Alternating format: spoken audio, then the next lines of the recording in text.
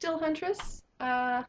Sorry for the long delay in my video response to GypsyChique's latest video, but real life has a tendency to be demanding and require my attention. Pain in the butt, but there you go. So this is a VR to GypsyChique's latest Art of Tarot series, which is about Trump 16, which is the Tower. And I have my two wood decks, my Robin Wood and my Wildwood. I'll only touch on the Wildwood because she does have it, and she did mention it. But I did want to talk about it a little bit because it relates to the Hanged Man, and that is my favorite card.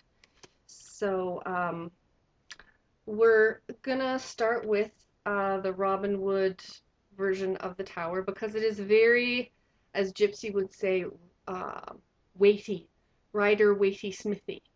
So we've got the Tower, we've got the people falling out of it. They're both dressed in blue and red. We've got the lightning. In this particular one, the tower is almost like a lighthouse. It's right on the coast with water crashing in and all of that. There's really no sense of a crown on top of the tower, and we don't have the little letters in the air symbolizing rain or fire or whatever the heck.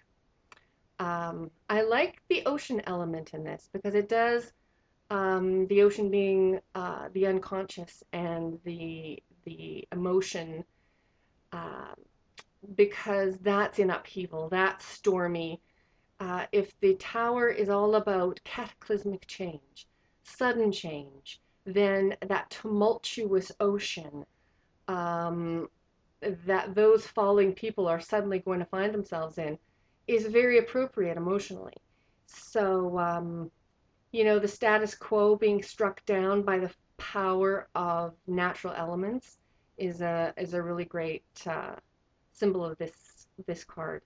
And I like the sort of ziggurat look of the tower in this card. That spiral, Babylonian spiral thing going on is a really powerful metaphor for being too wrapped up in the physical world, I think.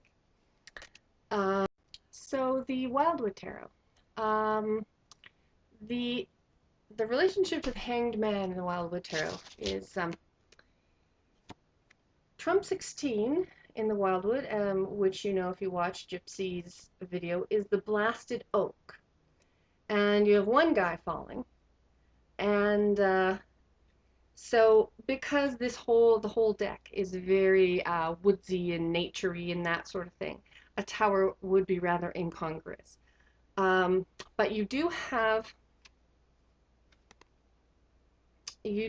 this water element here. There's a stream or a channel at the base of this lightning struck oak.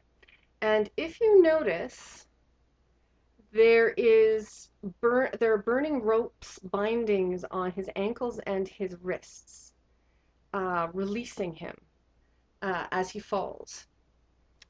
And in the book, the Wildwood Tarot is a little bit rearranged.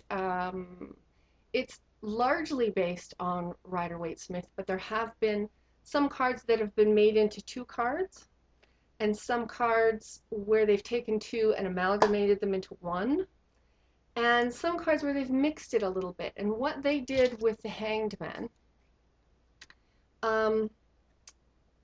in the Wildwood Tarot, the Hanged Man is the mirror.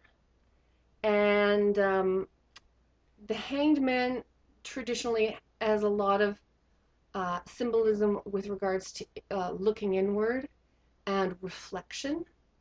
And so what they chose to do was break the message apart between the person who is in stasis, hanging in this tree, and the element of reflection and looking inward and all of that. And they decided to do the inward-looking reflective element as its own trump, holding the spot of the Hanged Man. So we have this mermaid with a mirror in one hand and almost like a globe in the other hand, like a crystal ball moon thingy. And then they moved the figure of the person bound in a tree to the tower, to the blasted oak. So this guy who's falling is meant to be the hanged man, being released from his stasis by this cataclysmic event, being released from his, whether you interpret it as I tend to do, as a sort of tolerating a torturous situation and choosing to make it into a transformative experience, or if you interpret the hanged man as sort of a meditative time out, zone out kind of uh, experience, then regardless, uh, the lightning strike has changed all that. The lightning strike has thrown the hanged man out of the tree, and so you are being propelled into action. The period in your life of inaction has ended, and so that's kind of a neat element incorporating that. And as we said, the water element, which is traditionally incorporated into the Hanged Man card, is in Trump 12 in a big way.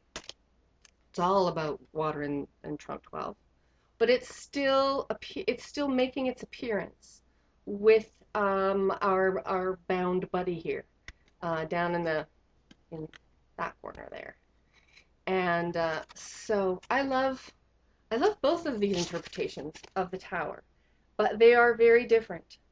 I once mentioned to Rory Rance, and on one of her videos, that I had one deck for years. This deck. I had one deck for years and didn't understand why people would have more than one, because I figured once you got a toaster, what do you need two toasters for? Like once you got something that'll make toast.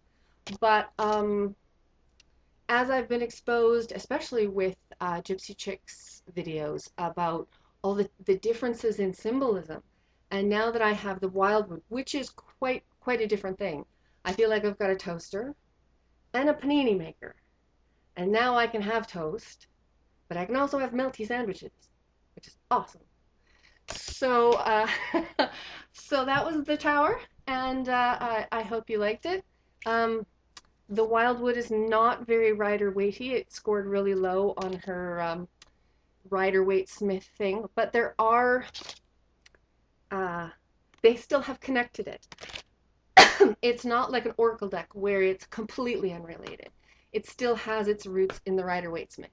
So until next time, thanks for tolerating the wait, and blessings to all of you. Bye.